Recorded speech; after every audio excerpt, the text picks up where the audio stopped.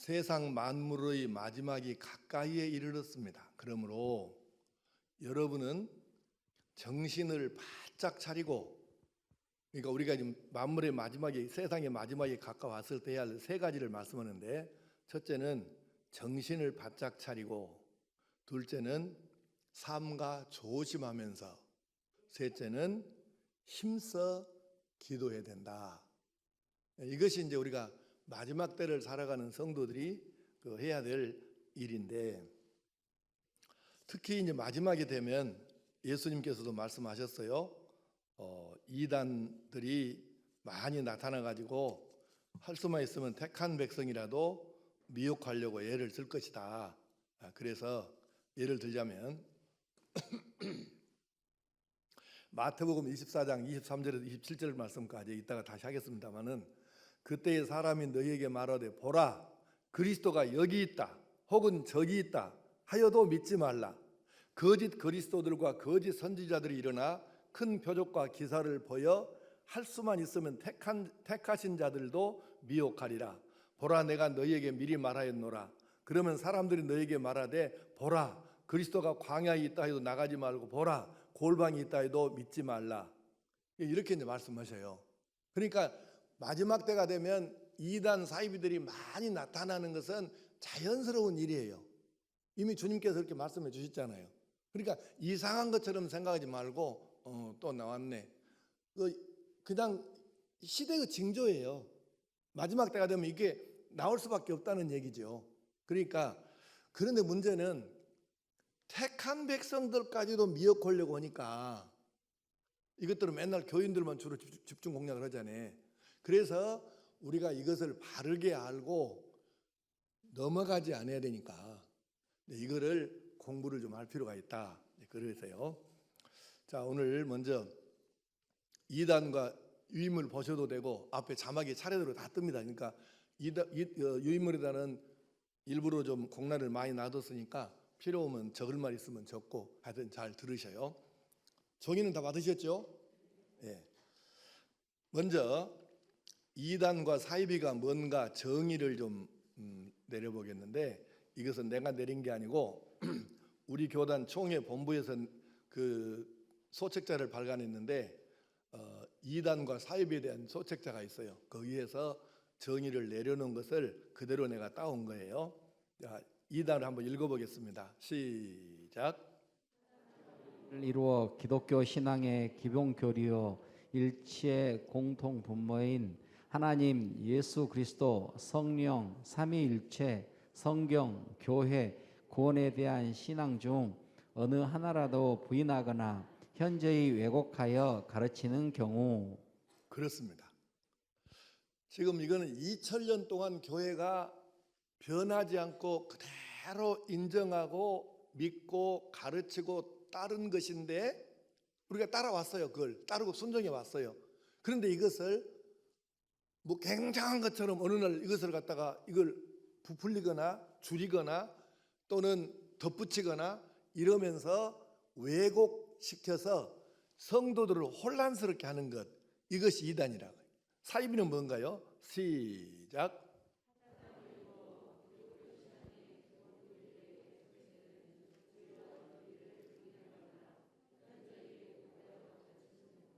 네, 비슷한 말이에요. 그렇게 이해하시고, 그 다음에 꼭 이단이나 사이비라고 말할 수는 없지만은 잘못된 가르침이 있어요. 자, 이제 그 비성경적 시작. 기본 교리나 주요 교리는 아니지만 비성경적이고 비기독교적인 주장을 통해 신앙적 혼란을 일으킨 경우. 예, 이거는요, 이 목사님들이 설교에 대한 교단 헌법에 보면 목사의 자격 7가지 항목 중에 이런 말이 있어요. 교수의 능이 있는 자. 그러니까는 가르침에 은사가 있는 사람, 뭐 이런 뜻입니다.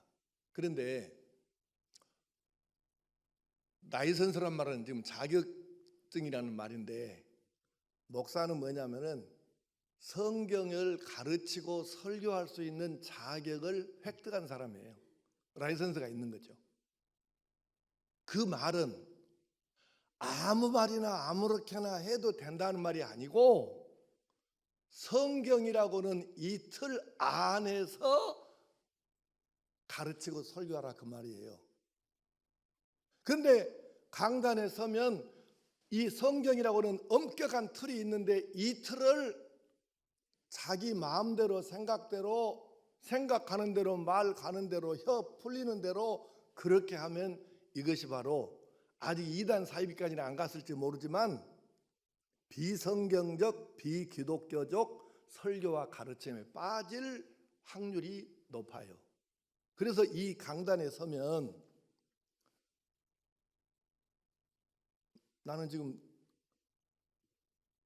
목회한 지가 얼마나 됐는데 내가 40 몇 년 됐는데 그래도 자유롭지가 못합니다. 왜냐하면 만약에 내가 한마디라도 말을 잘못해갖고 지난 수요일날 내가 스피노자를 파스칼을 하겠는데 그것은 구원하고는 관계없지만 이렇게 실수를 해가지고 문제가 생기면 누가 그걸 책임을 질 거예요.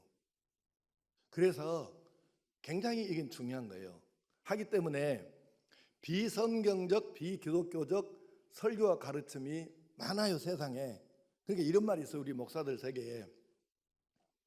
모든 목사님들의 설교를 녹음해서 이렇게 옮겨서 글로 옮겨갖고 조직 신학자들한테 갖다 내주면 안 걸릴 사람이 별로 없다. 이런 말이 있어요. 우리 목사들 세계에서는 말이에요. 그러니까 얼마나 이렇게 무서운 말이에요.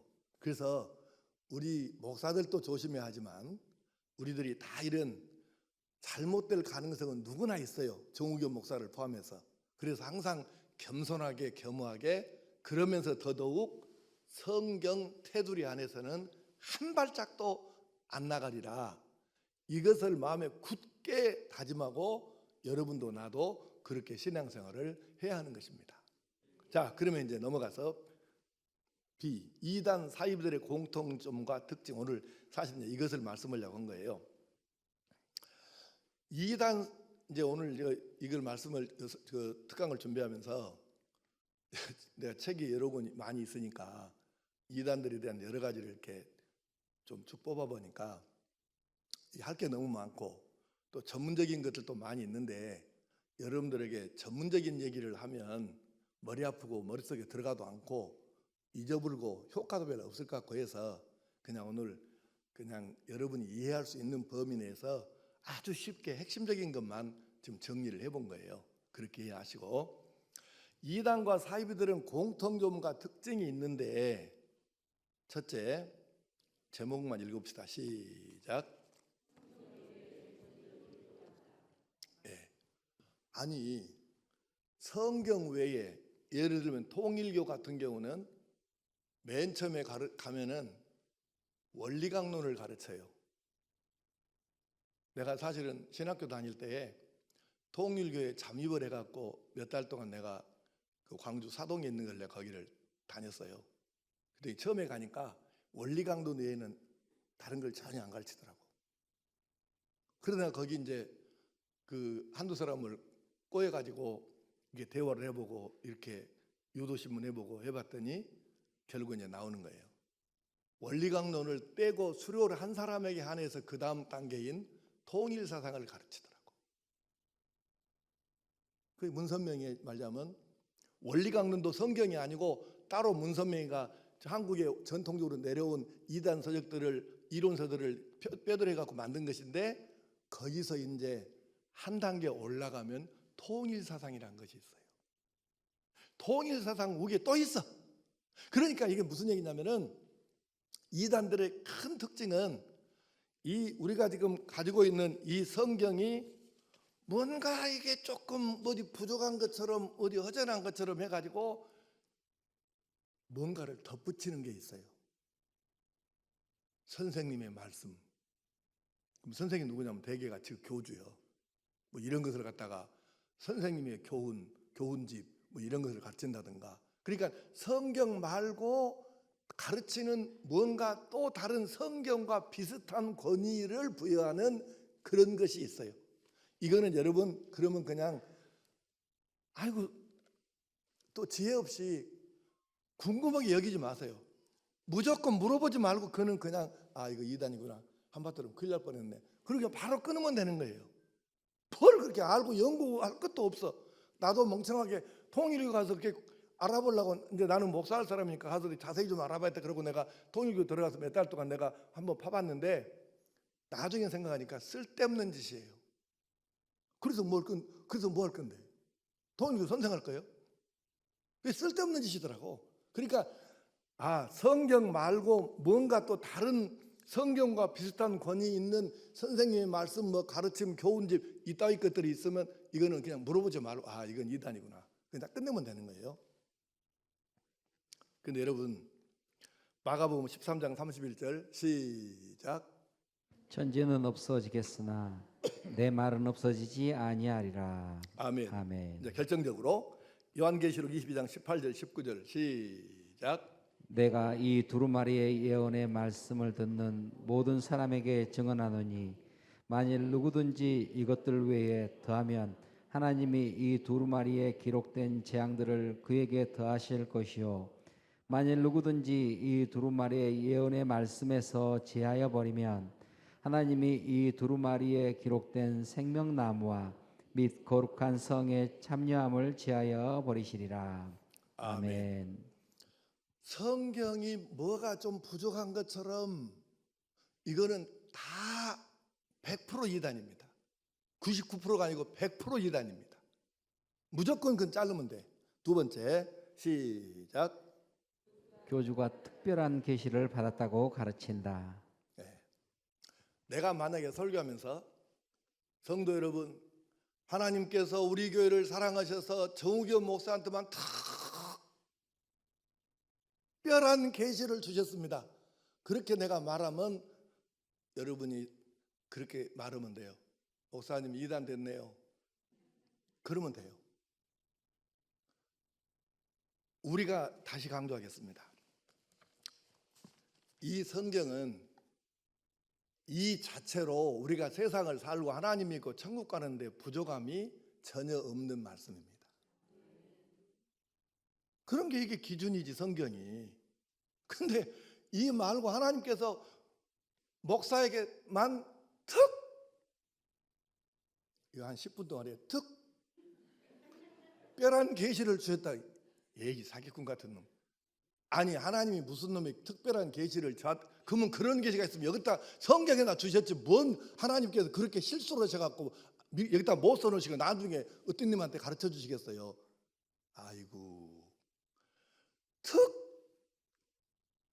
특별 한다고 하면 저 새끼도 이단이구나. 그냥 잘라. 뭐 더 이상 생각할 것도 없어. 뭔 복잡해 그렇게. 이해돼요? 진짜 우리 한국 사람들이 교인들이 어째 그렇게 나는 답답한지 모르겠어. 특별한 것을 왜 그렇게 좋아하는지 모르겠어. 그러다 이단에 빠져. 그 다음 세 번째, 교주의 가르침을 신격화한다. 근데요 목사들도 그래요. 학교에 가면 선생님도 조금 더 잘 가르치는 선생님이 있고 조금 더 못 가르치는 선생님도 있고, 그 다음에 이것보다 더 중요한 것은 지가 가르친 말씀대로 좀 더 사는 목사도 있고, 지는 말은 가르치는데 살기는 쥐뿔도 저는 살도 안 하고 주둥아리만 살았고 말로만 가르치는 목사도 있고, 그 차이야. 뭔 특별한 목사가 세상에 어디가 있어요. 그런데 그걸 갖고 교주가, 지구교회 목사가 교주가 아주 특별해 갖고 뭐 대단한 것처럼 그 가르침을 신격화하고 특별하다고 하면 그거 이단이에요. 물어볼 것도 없어. 그것은 그냥 내가 만약에 여러분들에게 특별한 것을 가르치고 특별 계시를 받아서 내 가르침은 특별하니까 이렇게 여러분에게 강조 계속하면 나도 이미 이단에 발을 디루는 사람이야. 그거 믿지 말아. 하나님께서 우리에게 이 말씀을 주신 것을 우리가 옆길로 안 세고 신학적으로 오류가 없이 가르치는 것뿐이지, 그걸 조금 더 잘하고 못하고 차이는 있겠죠. 설득력 있게 전달하고 못하고 그 차이는 있겠죠. 사람이니까 어쩔 수 없어. 그러나 그 외에 뭔 특별한 것이 있냐고 거기에. 그 손장로님 그 말이 내 들어보니까 말이 돼요 안 돼요? 거기 우리 교회 손장로 한 사람밖에 없어. 손장로님 그 듣고 보니까 어찌냐고? 안 들려? 안 들려요? 정말 복장 터지겠네. 어째 저렇게 대답이 없어. 넘어가. 하여간 어떤 사람의 가르침을 특별하다고 계속 강조하고 그렇게 하면 신격화하면 이거는 이단입니다. 네 번째 시작. 성경의 특정 부분을 지나치게 강조한다. 자, 질문 하나 합시다. 성경에서 우리가 가지고 있는 성경에서 가장 많이 강조하는 게 뭘까?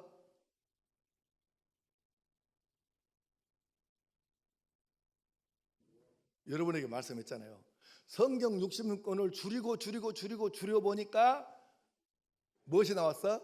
10계명이 나왔다니까. 10계명을 또 줄여봤더니 뭐이 나왔어? 하나님 사랑과 이웃 사랑으로 나와요. 그것을 더 줄여서 단어 하나로 줄였더니 사랑이 되더라. 그런데 그래서 사랑을 강조하는 것은 지나침이 없어요. 근데 거기다가 이걸 놔두고 성경에 많이 나오도 않고 한두 번 나올까 말까 이런 정도를 갖고 그것을 막 강조하면 이제 이것이 문제가 되는 거예요. 예를 들자면 휴거라는 단어는 성경에 나오지도 않고 공중으로 끌어올려, 이끌 거, 휴거, 끌어올려, 공중으로 끌어올려 딱 한 번 나오는 이걸 갖고 뭐 엄청난 것으로 가르치고 그것다가 초점 맞춰서 가르치면 그래서 이단이 됐잖아요. 휴거 선교회가. 자, 그 다음에 14만 4천. 아니 성경에 가르치고 강조할 것이 그렇게 많은데 왜 그렇게 14만 4천을 강조해? 14만 4천 명만 천국에 들어간다고 하면 그게 이단이에요. 왜? 이거는 성경 요한계시록은 비유와 상징인데 비유와 상징을 이거를 잘못 해석하고 가르치니까 문제가 되고 우리나라 사람들이 왜 지금 이단으로 많이 넘어가냐면 한번 따라하겠습니다. 요한계시록은 아주 단순한 책입니다. 근데 요한계시록을 잘 들어보세요. 요한계시록이 굉장한 비밀이 들어있어 갖고 신령한 사람이 아니면 요한계시록은 풀 수 없다고 가르치는 사람은 거의 이단이라고 보면 돼요. 요한계시록이 뭔지도 모르는 무식한 인간이에요. 왜 그러냐? 자 보세요. 요한계시록에 왜 하나님께서 우리에게 주셨는가를 그 이유를 알아야 돼. 요한계시록을 주신 목적. 로마 시대에 이제 박해가 시작이 됐어요. 박해가 시작이 됐는데 이제 어쩌겠어요. 그러니까 이제 당시에 사도들이랄지 속사들이랄지 이런 분들은 성도들을 막 사통팔달 흩어져 있는 각 지역에 사는 성도들을 어떻게든지 간에 잘 격려하고 권면하고 해가지고 이 박해받을 때에 믿음을 배반하지 않고 끝까지 믿음을 잘 지키라 이렇게 해야 돼요. 우리가 믿음을 잘 지켜야 구원받고 하늘나라 가서 상 받을 것 아니겠냐 이렇게 권면하고 가르치는 게 맞지. 만약에 지금 이 시대에 핍박이 쏟아지면 나도 뭐라고 가르치겠어요? 그렇게 가르쳐야 되겠죠. 그런데 편지를 보내야 되는데 편지 안 그래도 기독교인들이 핍박받고 박해받고 있는데 편지에다가 로마 황제 이것이 완전히 마귀다. 그러니 이 마귀들을 조심해라. 어떻게 그렇게 기록하겠어요?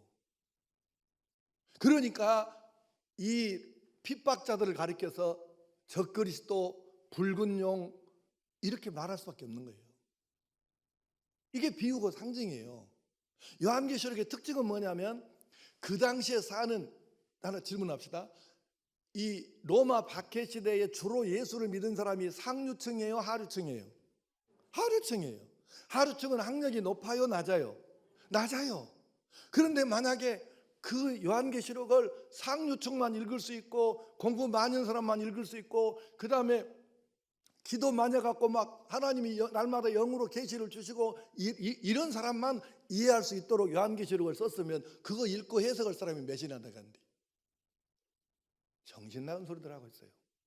요한계시록이 어떻게 나온지도 모르는 놈들이, 무식한 놈들이 그렇게 하는 소리예요. 그게 요한계시록은 날마다 기도해 갖고 막 영감이 줄 이렇게 한 사람이 해석하는 게 아니고 글씨도 잘 겨우 알까 모를까 하고 노예 신분이고 그러면서 그냥 내 소망은 오직 예수밖에 없고 천국밖에 없고 이렇게 힘들고 어렵게 핍박 속에서도 믿음을 지켜가는 바로 그 사람들에게 믿음을 끝내 지켜라, 끝까지 지켜라, 믿음을 버리면 안 된다 그러면서 격려하기 위해서 쓴 책이 바로 요한계시록인데 어떻게 요한계시록을 그렇게 유식한 사람만 알 수 있게 하고 어떻게 요한계시록을 하루에 기도 몇 시간씩 안 하면 이해할 수 없게 하고 그렇게 요한계시록을 썼겠습니까? 박해시대에 하루층에 있는 거의 노예계급인 기독교인들한테 잘 이겨야 된다, 참고 견뎌야 된다. 그런데 어떻게 그 사람들에게 쓴 글이 그렇게 어렵게 쓰여지고 하루에 몇 시간씩 기도 안 하면 이해할 수 없는 그렇게 이 계시록을 썼겠냐고. 말도 아닌 요한계시록이 뭔지를 모르는 무식한 것들이 막 굉장한 비밀이 여기에 막 엄청난 것이 들어 말도 안 되는 소리를 하고 있니? 혹시 여러분과 지금 이 말씀 들으면서 우리 목사님도 요한계시록을 전혀 모르는 게 저 소리하고 막 혹시 그런 사람 있는가 모르겠네. 정신 나간 소리들 하고 깝깝은. 요한계시록이 누구를 위해서 어떤 사람을 위해서 왜 기록했는가 그 이유를 알면 간단하게 풀립니다. 그래서 요한계시록은 당시에 노예들도 하층민들도 이걸 읽어보면 당시에 다 일반인들은 알 수 있는 비유, 비사, 숫자, 상징. 그러니까 초대 기독교의 가운데 박해시대에 우리 기독교는 뭐 물고기도 그려져 있고 그 기독교가 상징하는 것들이 많잖아요. 근데 사실은 글씨를 모르는 기독교인들이 많기 때문에 노예들이 글씨를 얼마나 알겠어요. 그러니까 그런 사람들에게 예수 믿는데 글씨로 못하니까 그림으로 그려갖고 도표로 그림으로 상징으로 전도도 했습니다. 초대교회 시절에 로마 박해 시절에. 그러니까 이 사람들은 그냥 알아요. 이 계시록을 읽어보면 또는 글씨를 모르면 들려주면 그냥 알 수 있게 그렇게 쓴 게 바로 그게 계시록이다 그 말이에요. 요한계시록. 그런데 이것을 가지고 엉뚱하게 막 엄청난 것이 들어있고 뭐 직통계시를 안 받으면 이해할 수가 없는데 하나님이 나한테 특별히 눈을 열어서 나를 보게 하셔. 지랄들을 아주. 그 이단이에요 그거. 물어보지도 말아요 그거. 그래서 내가 지금 요새 요한계시록에 관한 책을 내가 또 한 10권을 더 샀어. 최근에 가장 최신에 나온 책까지. 다행스러운 것은 근래에 나온 요한계시록에 관한 책들은 내가 방금 이렇게 설명한 이것을 이해하고 그 각도로 성경을 이제 해석을 하는데 로마 시대의 당시 지중해 주변에 있는 그 서민들이 주로 쓰는 언어와 고대 문헌들을 다 이렇게 찾아서 그들이 썼던 숫자와 상징과 문양 이런 것들을 많이 들춰내 갖고 이제 그게 거의 많이 나와요. 그것을 지금 풀어서 지금 이제 세상에 이렇게 쉬운 말이었구만. 이거를 근데 우리는 이제 그들하고 문화가 너무 다르잖아요. 벌써 2000년이 지났지요. 그들하고 문화가 우리가 너무 다르지요. 그러니까 우리는 사실 요한계시록은 생소하게 느껴져. 그렇긴 하지만 요한계시록은 원래는 엄청나게 쉬운 책이에요. 그래서 내가 하여튼 은퇴하기 전에 요한계시록을 강의를 한번 허고가 은퇴해야 될 책임을 내가 느껴서 지금 요한계시록 강의를 준비를 하고 있습니다. 근데 이놈의 책을 언제 다 볼지 모르겠어요. 많이 책을 주사놨는데 하여간 중요한 것은 여러분 14만 4천도 이것도 이 숫자가 상징적인 숫자예요. 비유라고 비유. 그 숫자 14만 4천 명만 들어간다고 성경을 해석하면 그냥 이단이요. 예. 신천지 이만희 저 인간은 인간인지 짐승인지 하여튼 인간은 14만 4천 명이라고 했다가 신천지 지금 숫자가 14만 4천 명이 넘어보니까 그 말을 안 하잖아 지금. 뭔 말인가 이해 안 되세요? 그 다음에 이제 이렇게 길게 설명하면 안 됩니다 오늘. 그 다음에 예루살렘. 아니 지금 예루살렘이 왜 강조됩니까? 지금 이 시점에 정신 나간 짓이죠. 극단적인 종말론과 시한부 종말론. 그러니까 언제 예수님 오신다. 근데 지난번에 이거 누누이 말씀드렸잖아요. 다시 반복할 필요도 없어. 몇 월 내에 예수님 오신다 그렇게 말은 어디가 있으면은 물어보지 말고 이건 100% 이단이다. 누구한테 저 이단 아닌가요? 그렇게 묻지도 말어. 그럼 무조건 이단이니까. 그다음에 5번 읽습니다. 시작. 이들을 말한다. 예. 재림의 때는 성경 읽읍시다. 마가복음 13장 32절 시작. 그러나 그날과 그때는 아무도 모르나니 하늘에 있는 천사들도 아들도 모르고 아버지만 아시느니라. 아멘. 누구도 몰라요? 예수님도 몰라. 나 하나 물어봅시다. 고개 다 들어봐. 이거는 천사도 모르고 아들도 모르고 하늘에 계신 아버지만 아신다는데 예수님도 모르는 것을 내가 안다 그러면 정상이요 비정상이요? 아무리 그래도 여러분이 나한테 비정상이라고 하면 썩었어. 자, 여러분 정우겸 목사가 하나님이 나한테 알려주셨어요 언제 오신다고. 그러면 정상 비정상? 네, 비정상이지. 비정상이 아니라 그건 이단이요. 그게 안 된다고. 그 다음에 마태복음 24장 23절에서 27절 시작. 그때 사람이 너희에게 말하되 보라 그리스도가 여기 있다 혹은 저기 있다 하여도 믿지 말라. 거짓 그리스도들과 거짓 선지자들이 일어나 큰 표적과 기사를 보여 할 수만 있으면 택하신 자들도 미혹하리라. 보라 내가 너희에게 미리 말하였노라. 그러면 사람들이 너희에게 말하되 보라 그리스도가 광야에 있다 하여도 나가지 말고 보라 골방에 있다 하여도 믿지 말라. 번개가 동편에서 나서 서편까지 번쩍임 같이 인자의 임함도 그러하리라. 아멘. 자, 특별히 재림의 때에 대해서 여러분들이 이제 확실하게 뭐 그냥 입력을 시켰을 거니까 장소에 대해서 얘기해 봅시다. 그러면 예수님께서 첫 번째 예루살렘 유대 땅 베들레헴으로 오실 때에는 그냥 뭐 숨어서 오신 건 아니지만은 그냥 조용히 오셨어요. 온 세상이 알게 안 오셨다고. 동방 박사들 알고 왔지만 그냥 조용히 오신 거예요.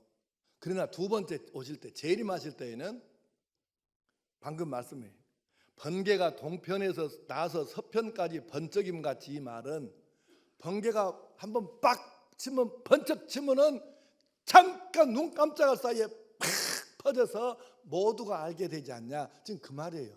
예수님 오실 때는 두 번째 오실 때에는 이렇게 오신다는 거예요.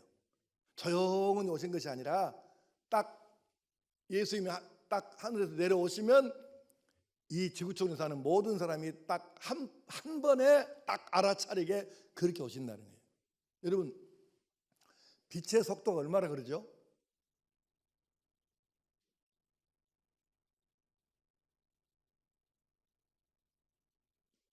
학교 안 다녔어요? 빛의 속도 얼마예요?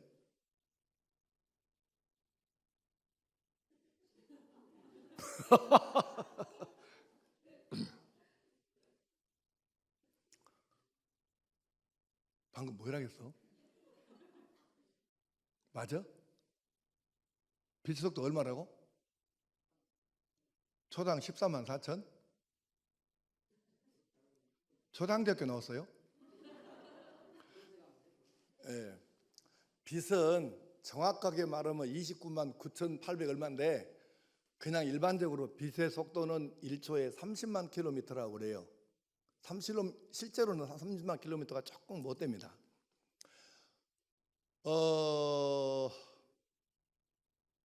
지구의 둘레가 얼마라고?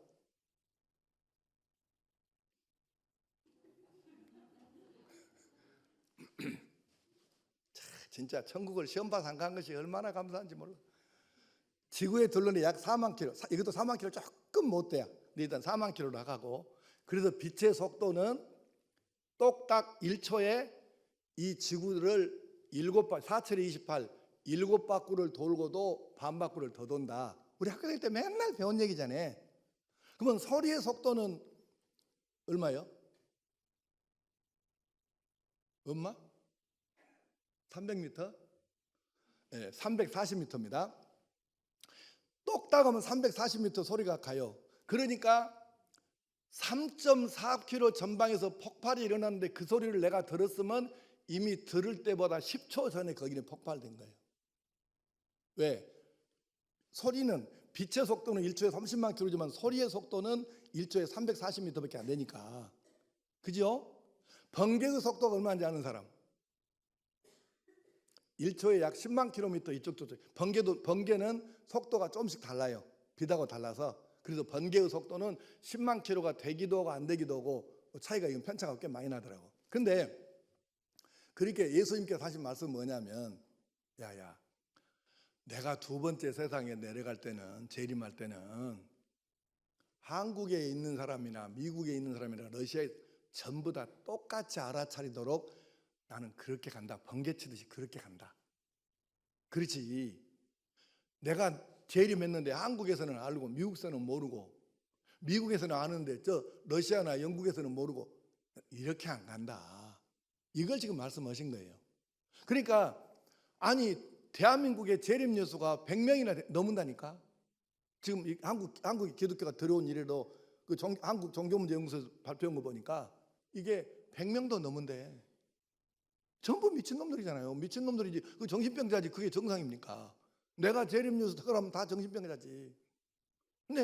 근데 아니 지가 진짜 예수라고 하면 어째 사람들이 모르겠냐고. 번개가 번쩍거리는 것처럼 모두가 알아야 되는데. 그래서 재림의 때와 장소를 말하면 여러분 누구한테 그 이단 아닐까? 물어보지 말아요. 뭐더라 그걸 물어봐. 이단인데. 그 다음에 6번째 시작. 성경에 없는 것을 추가하여 강조한다. 성경에 없는 것을 아니 그래요. 성경에 있는 것도 다 못 지키고 살고 못 가르치고 사는데 성경에 없는 것을 왜 그렇게 나 강조인지 모르겠어요. 예를 들면 신사도 운동이라고 들어봤어요? 정신 나갔지. 아니 성경에 그렇게 명백하게 예수님께서 사도들을 처음에 뽑으셨을 때 12명 뽑으셔갖고 가룟 유다는 빠져불고 그리고 11명인데 거기다가 사도행전 6장에 사도행전 2장 3장에 한 명을 더 뽑았어. 그러고 나서 바울 사도가 또 들어왔어. 그래서 총 그동안에 사도라고 하는 이름을 가질 수 있는 사람은 맨 처음에 12명에다가 한 명 더 들어가고 마띠아 한 명 더 들어가고 저 바울 사도. 그러니까는 총 14명인데 그 중에 가룟유다는 삭제니까 13명이겠지만 우리가 그렇게 뭐 너무 세세히 따지지 말고 그냥 12명이고 그것으로 끝난 거예요. 근데 이 사람들은 지금도 사도들은 영적으로 계속되고 있다. 대를 물려 내려오고 있어서 현재 지구상에 약 10,000명 정도의 신사도가 있다. 여러분 생각에 정상이에요? 비정상이에요? 그래서 이단이요. 물어볼 것이 없어. 그냥 무조건 이단이요. 그리고는 바코드. 요새도 바코드로 이단이라고 한 사람들이 있을까? 있던가요? 바코드 찍는 거 있잖아. 그거는 아이고 30년 정도 전에는요. 바코드 찍히면 안 된다. 그거 사단의 표다. 이렇게 한 것에 대해서 말도 아닌 소리라고 했네. 그렇게 말한 사람이 거의 이단 취급받던 시절이 있었어. 우리나라에서. 나도 이단 취급 비슷하게 받았지. 바코드가 왜 그것이 사단의 표냐? 그렇게 말은 나도 우리 목사가 너무 성경을 몰라요. 영적으로 어두워갖고 몰라요. 그래서 정우겸 목사도 완전히 영적으로 어두운 사람이 됐어. 아마 내가 볼 때 우리 여기 앉아있는 여러분 가운데도 666 바코드 그것이 진짜 사단의 편줄로 그렇게 믿었던 경험이 있는 사람이 좀 된 것 같아요. 누구라고 말은 안 하겠어요. 생각해 보세요. 성경에 있는 것이나 잘 믿읍시다. 성경에 없는 것은 왜 그렇게 또 믿으려고 했었는지 모르겠네 나. 신사동동 바코드가 성경하고 뭔 관계가 있어. 그 다음 가정에 대해서 소홀히 하게 하거나 아니면 신천지 이만희 그것들이 그러잖아요. 아니 애기들을 그렇게 빼내갖고 지금 부모하고 생리별 시켜놓고 이 난리를 치는데 어떻게 그게 정상이냐고. 성경은 어떻게 그게 합당한 것입니까? 헌금을 여러분 헌금을 해야 돼요 안 해야 돼요? 네. 그러니까 성경 읽고 믿음으로 살려고 오는 사람들은 성경이 가르치는 헌금에 대해서는 그냥 강조 안 해도 본인들이 알아요. 그런데 그렇게 빨래 물자대기 교인들 짜서 헌금을 뜯어내려고 하면 그게 이단이지. 며칠 전에 어떤 분이 헌금을 건축헌금을 3천만 원을 갖고 왔어요. 생활이 그렇게 넉넉한 분도 아니에요. 그래서 나는 과거에 교회 이렇게 큰 뭘 할 때 이제 목사한테 와가지고 이렇게 전달한 경우가 흔히 있잖아요. 그래서 나는 그래요. 액수가 좀 과하고 형편에 좀 너무 지나치게 많다고 생각되면 꼬치꼬치 묻습니다. 어떻게 헌금을 하게 됐느냐. 그래서 들어가갖고 과정이 신앙적이고 이성적이고 성경적이고 그러면 내가 받고 안 받고 할 자격은 없잖아요. 하나님께 드리는 거기 때문에. 그러나 목사가 교인들의 신앙을 지도할 책임이 있는 사람이기 때문에 나는 헌금이나 교회 헌물이나 이거를 자기보다 힘의 형편보다 지나치게 과하게 할 경우는 내가 꼬치꼬치 묻습니다. 그래서 아니다 싶으면 나는 지금이라도 안 늦었으니까 이렇게 돌립시다. 나는 그렇게 가르쳐요. 아니 성경 어디 여러분 물론 믿음으로 오는 사람은 그것을 나쁘다는 것은 아니니까 오해지는 말고 성경 어디에 살림을 못 얻을 정도로 집 팔아서 그렇게 헌금하라고 어디가 가르칩니까? 근데 이단 사이비들은 그렇게 빨래 짜듯이 교인들 짜서 헌금을 하게 하잖아요. 뭐 달라고 그럴까? 근데 이단 교주놈들 보면 꼭 그놈들은 집구석에가 완전히 금덩어리부터 시작해갖고 이게 팍팍 정해갖고 어쩔지를 모르잖아요. 뻔한 수 아니에요, 뻔한 수. 그래서 성경에 없는 것을 추가해서 강조하고 가르치면 이단이에요. 다음에 넘어갑니다. 7번 시작. 구원의 조건에 예수 믿음 외의 것을 추가한다. 예. 구원은 무엇으로 받아요? 믿음으로 받아요. 예수님이 내 죄를 대신 십자가에서 내 죄값 치르시려고 죽어주셨습니다. 이것을 나는 믿습니다. 그래서 예수님 나의 주임 구주가 되십니다. 그래 이 예수님을 나의 구주로 영접하면 그것이 구원의 조건이지.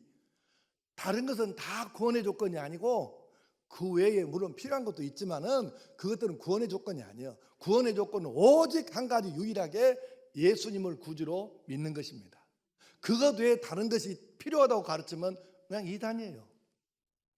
자, 갈라디아서 1장 6절에서 9절 말씀은 쉬운 말 성경 번역으로 시작. 여러분이 그리스도의 은혜로 여러분을 부르신 분을 그렇게도 빨리 저버리고 다른 종류의 복음에 마음을 기울이는 것을 보고 나는 놀라지 않을 수 없습니다. 복음이라고 할 수 없는 것입니다. 그것은 단지 여러분을 혼동 속으로 몰아넣어 그리스도의 복음 왜곡시키려고 하는 몇몇 사람들의 간교한 수작에 불과합니다. 그러나 꼭 명심해야 할 것은 우리는 물론이고 비록 하늘에서 내려온 천사라 할지라도 우리가 여러분에게 전한 복음 이외에 다른 복음을 전한다면 그 자는 영원히 저주를 받아야 마땅합니다. 이미 말했지만 다시 한번 말합니다. 누구든지 여러분이 이미 받아들인 복음과 다른 것을 여러분에게 전한다면 그는 영원히 저주를 받을 것입니다. 아멘. 이미 말했지만 다시 한번 말합니다. 누구든지 여러분이 이미 받아들인 복음, 다시 말하면 예수 그리스도만이 유일한 구원의 조건이십니다. 이 복음과 다른 것을 여러분에게 전한다면 그는 영원히 저주를 받을 것입니다. 그래서 이단은 무엇의 대상이요? 여기 성경 있는 대로만 해요. 이단은 무엇의 대상이요? 저주의 대상이죠.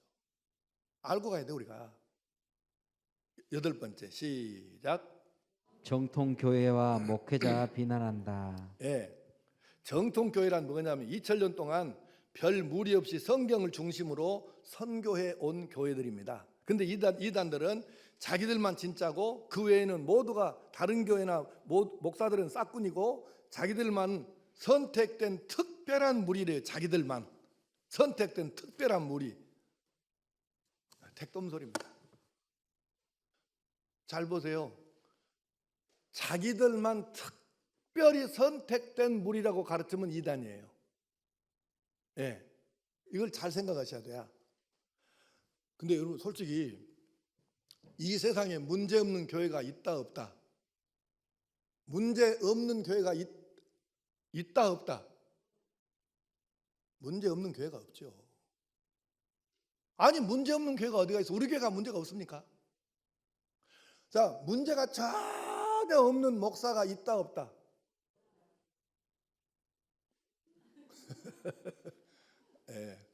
그렇죠. 나도 문제가 많은 사람이고 사람인데 왜?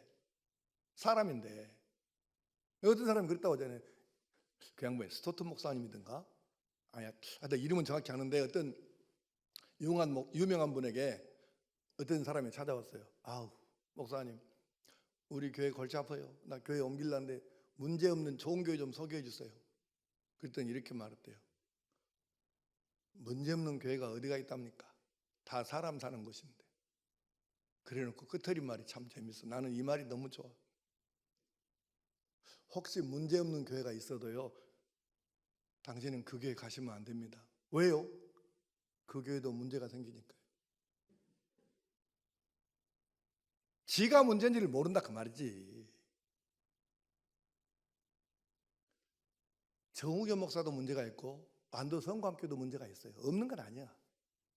그러나 2000년 동안 성경대로 살려고 애를 써온 이 뿌리 줄기를 이어왔고 지금도 우리의 문제점을 인정하면서 성경적인 교회로 돌아가려고 개혁하려고 애를 쓰고 있는 그것이 정통교회예요. 그래서 우리는 이것을 기억하면서 우리 교회도 또 나도 함께 성경에서 조금치라도 벗어나지 않도록 그것을 위해서 더 많이 애쓰고 노력해야 할 줄로 믿습니다.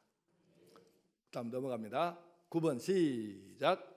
교주에게 절대 복종을 강요한다. 성경 읽겠습니다. 베드로서 2장 1절 2절 말씀을 쉬운 말 성경 시작.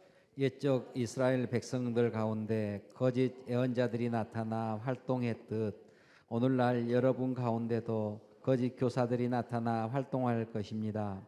그들은 사람을 파라멜의 구덩이로 몰아넣을 이단 사상을 교묘히 교회 안으로 끌어들여 자기들을 값주고 구원하신 그리스도를 부인함으로써 자신들이 받을 멸망을 스스로 재촉하는 자들입니다.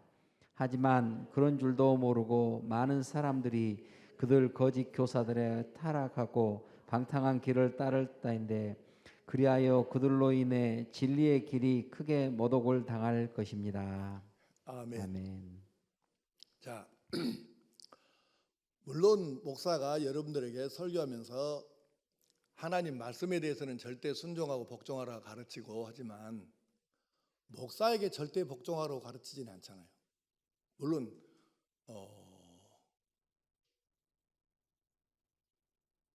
목사에게도 해야 되겠지만 절대 목사의 모든 말을 절대 복종이라고 그러면 이미 벌써 성경에서 벗어난 것이에요. 하나님의 말씀에 대해서 복종하라고 하면 그거는 문제가 아니지만 목사 자신에게 복종하라고 하면 그거는 문제인 거죠. 그리고 교주는 그렇게 가르치지 않아요. 그래서 이건 안 된다고 말해요. 그래서 그건 이단이고. 그리고 10번 시작. 자기들만의 특별한 뭔가가 있다고 강조한다. 예, 이단들의 특징 중에 또 하나가 뭐냐면 사람들이 특별한 것을 원하는 이 심리를 이용을 해요. 우리에게는 뭔가 아주 특별한 것이 있다고. 그렇게 가르치면 그건 이단이에요. 특별한 것은 따라합시다. 특별한 것은 성경에만 있습니다. 성경에만 있어요. 예. 그 다음에 11번 시작. 고린도전서 11장에서 14장의 은사 중 어느 한 가지를 특별히 강조한다. 그렇습니다. 은사가 많아요.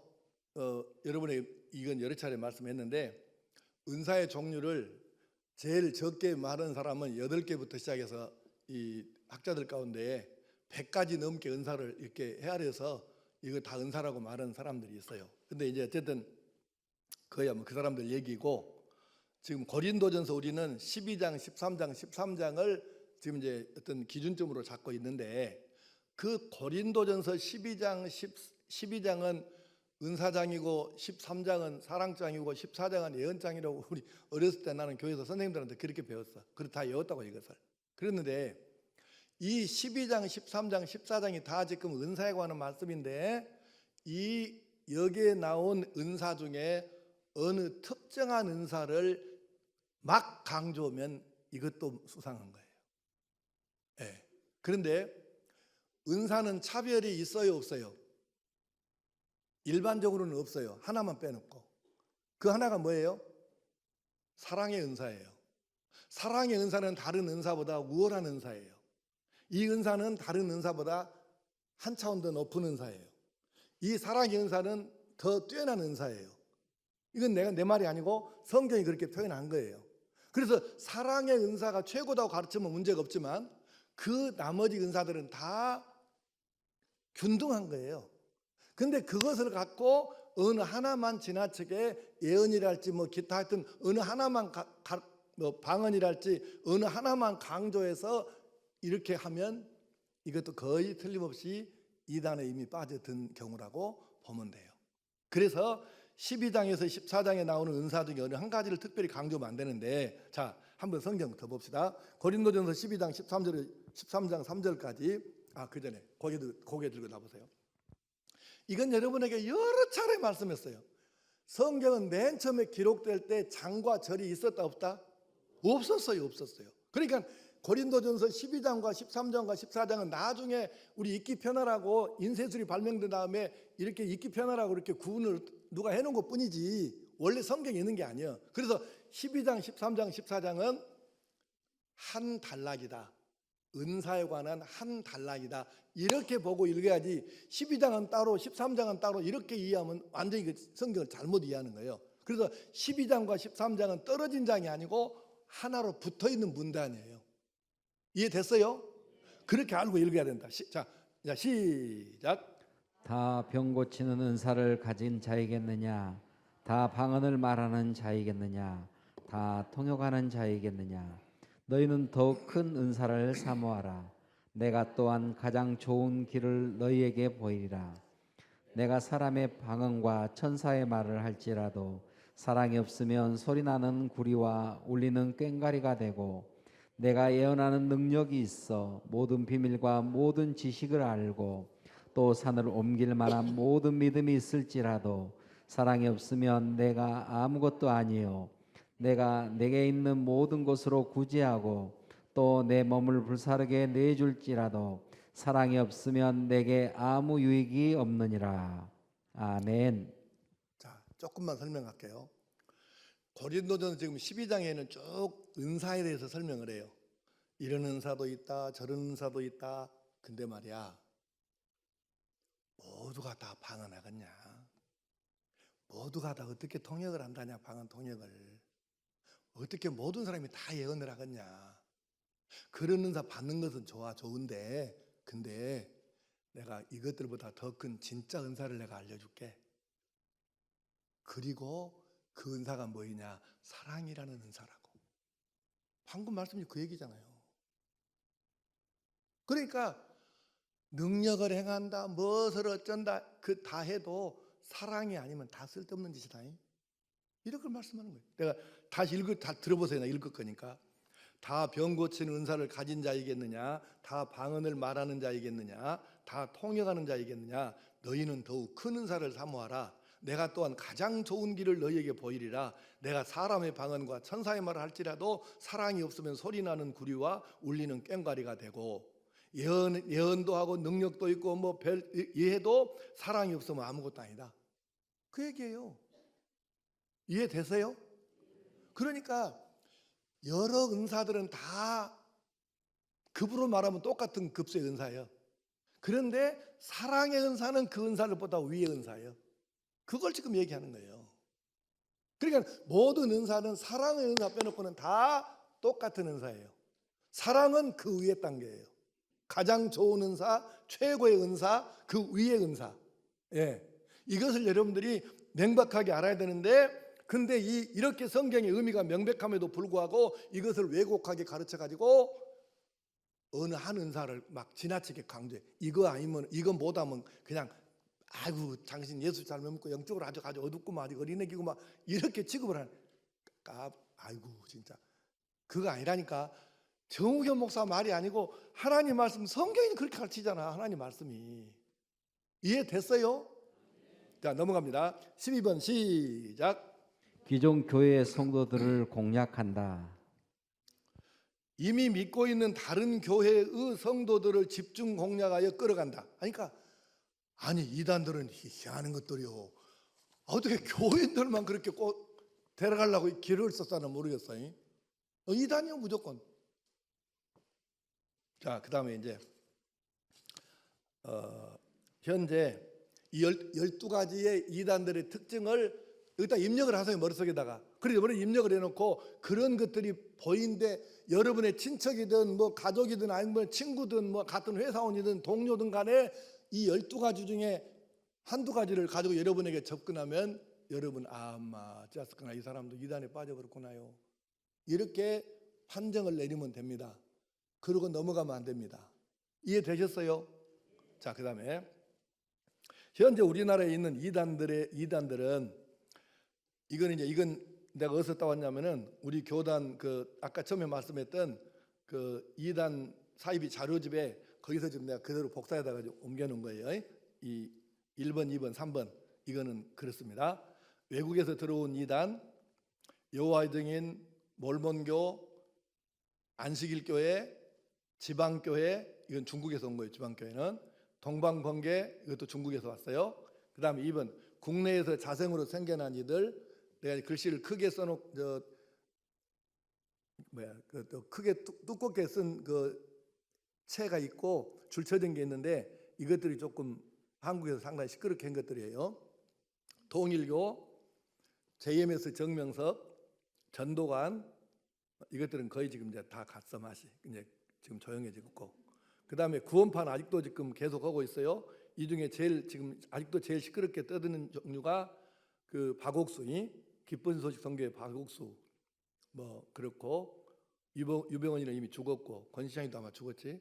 그리고 다미선교도 맛이 갔고, 그 다음에 성락교회파 베레아 아카데미 김기동, 여기는 지금 교회가 아들한테 물려주려다가 난리 나갖고 지금 교회가 이건 교회도 아니지만 하여튼 얼척없이 됐고, 레마선교회 이명범, 그 다음에 이초석, 그 다음에 요새 재판에서 그 7개범해 갖고 성폭력 위반해 갖고 들어간 이재록이, 그 다음에 안상홍 증인의, 이게 지금 웃기는 게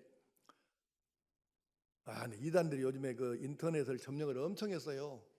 그리고 이단의 신앙적인 질문을 올리면 이것들이 제일 맨 먼저 응답을 합니다. 이단들이 왔다고 증거기 세드마 이것들 이것들이 인터넷을 엄청 활용을 많이 합니다. SNS를. 그래서 잘 참고를 하시고, 다락방 전도회 유광수, 그 다음에 큰믿음교회 변승우, 신천지 이만희, 이게 대표적인 것들이죠.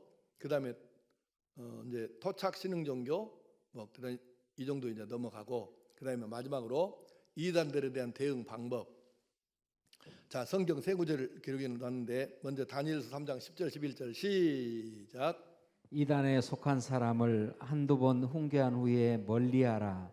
이러한 사람은 내가 아는 바와 같이 부패하여 스스로 정죄한 자로서 죄를 짓느니라. 아멘. 아멘. 그러니까 디도 사도께서 뭐라고 하셨냐면 이단에 속한 사람을 한두 번 훈계한 후에 말 안 들으면 그냥 이제 아예 멀리해서 남남 취급해라, 그렇게 말씀하고, 디도서 같은 말씀이에요. 같은 말씀을 쉬운 말 번역으로 읽습니다. 시작. 이단에 속한 사람을 대할 때는 한두 번 타이르거나 경고한 후에 과감하게 물리치도록 하십시오. 그대도 알다시피 그런 사람들은 이미 곁길로 빠져 타락해 버렸기 때문에 스스로 악한 줄 알면서도 계속해서 죄를 짓고 있는 것입니다. 아멘. 아멘. 그렇습니다. 그다음에 여러분에게 여러 차례 가르쳤던 말씀인데 요한일서 1장 10절 11절을 현대인의 성경 번역으로 한번 봅시다. 시작. 만일 누가 그리스도의 가르침이 아닌 다른 것을 전하려고 여러분을 찾아오거든 그를 집에 맞아들이지도 말고 인사도 하지 마십시오. 그런 사람에게 인사를 하면 그의 악한 행동에 참여하는 것이 됩니다. 아멘. 아멘. 이단들이 소위 지그들 말로, 우리가 볼 때는 어처 없지만 지그들 말로 천도 온다고 꼭 교회 보고 찾아오거든요. 여호와 증인도 시작을 해가지고, 그러면 그때 또 이 교인들은 또 마음이 또 좋아, 약해, 착해, 그래갖고 나는 교회 댕긴데요, 그래도 찬 한잔 하고 가셔 고생해요. 네, 정말로 한장어서. 그것이 무엇이라고, 이게 무엇에 참여한 거라고? 이단의 악한 행동에 참여한 거라고 그들하고 인사를 나누는 것 자체가, 마음 넓은 척하고 아이고 고생해요, 그래도 찬 한잔 하고 가시오, 이러면 안 된다고. 확 발로 볼밥을도 못해도 그냥 문전박대해서 보내야 된다니까. 뭔 그렇게 마음이 하해와 같이 넓은 사람인 것처럼 다른 것을 안 하더라면 그저 이단한테는 커피나 한잔 하고 가시오, 나눠주시오, 나눠. 진짜 여러분, 그 쓸데없는 짓이라니까. 그 이단의 악한 일에 동참하는 거래. 그게 내 말이 아니고 하나님의 말씀이요. 자, 그러면 이제 이 사람들에 대해서 우리가 어떻게 하냐? 첫째, 권면과 경고, 이건 해야 되잖아요. 두 번째, 말을 안 들으면 출교하고 단절. 세 번째, 그러나 우리가 그들을 불쌍히 여기는 마음과 또 그들을 위해서 기도하고, 만약에 그들이 회개하고 돌아오면 따뜻하게 품어서 한 가족으로 대해주어야 합니다. 그리고 이제 여기까지인데, 이제 우리 여기 자료집에 없는 겁니다. 이단이 왜 생길까? 물론 이것도 간단한 얘기가 아니에요. 이게 복잡하긴 한데 그냥 한 가지만 말씀하고 마칠게요. 고기를 다 드시고. 이단이 생기는 이유 중에 한 가지, 여러 가지가 있다 그랬어요. 그 중에 하나, 교회가 교회의 역할을 제대로 감당을 못할 때일수록 이단이 많이 생깁니다.